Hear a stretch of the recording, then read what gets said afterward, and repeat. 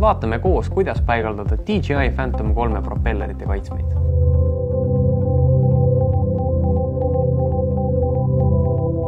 Propellerite kaitsmed on oma olemuselt väga lihtsad ning nad kinnituvad siia mootori alla ning nende põhiline eesmärk on see, et takistada erinevaid objekte jõudmast siis vastavalt propelleriteni. Ja sellised nad on, teevad drooni natukene justkui suuremaks, aga tegelikult see kõik on siin selle propelleri raadius. Ja need on väga head kahel põhilisel põhjusel. Number 1 on see, et see kaitseb teisi inimesi, ehk et kui te juhtute lendama otsa kellelegi või kas või ise endale, siis keegi või te ise ei sattu siia propelleri vahele, vaid droon põrkab lihtsalt propelleri kaitsmega siia otsa. Ja teine asi on see, et see kaitseb drooni ennast. Sellepärast, et juhul, kui te lendate nüüd vastu puud, siis puu põrkab küll siia vastu, aga ta ei lõhu ära propellerit ja lootus, et droon jääb õhku, mitte ei kuku alla, on palju suurem.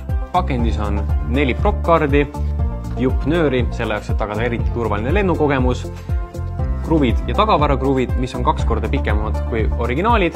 Neid ei tasu kindlasti segamini ajada ja võti selle jaoks, et need lahti keerata. Prop-kaardide paigaldamiseks pöörame me drooni tagurpidi ja siin mootori all on 2 kõige äärmisemat kruvi, mis tuleb lahti keerata.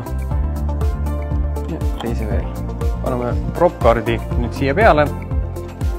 Vaatame, et kruvikohad läheks kohakotti ja nüüd me võtame need pikemad kruvid, mis tulid meile kaasa ja keerame need siia kinni. Ja kinni tuleb need keerata nii, et oleks kinni, aga need ei ole mõtet siin ülemäära kõvasti ka kinni tõmmata. Ja nii me teeme iga mootoriga, ehk siis veel 3 korral.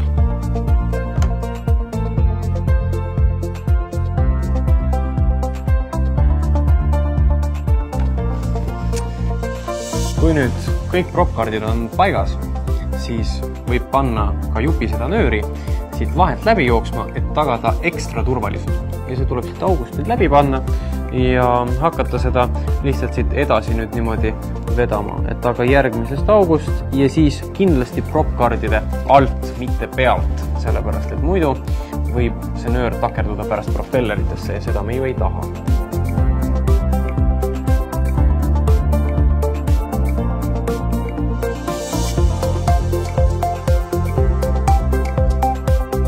Nägite, siis propellerite kaitsmete paigaldamine on tegelikult väga lihtne ja kindlasti suurendab see ohutustunnet nii teis kui ka teistes inimestes, kes ümberringi viibivad, kui te parasjagu drooniga lendate ja ohutus enda kõike.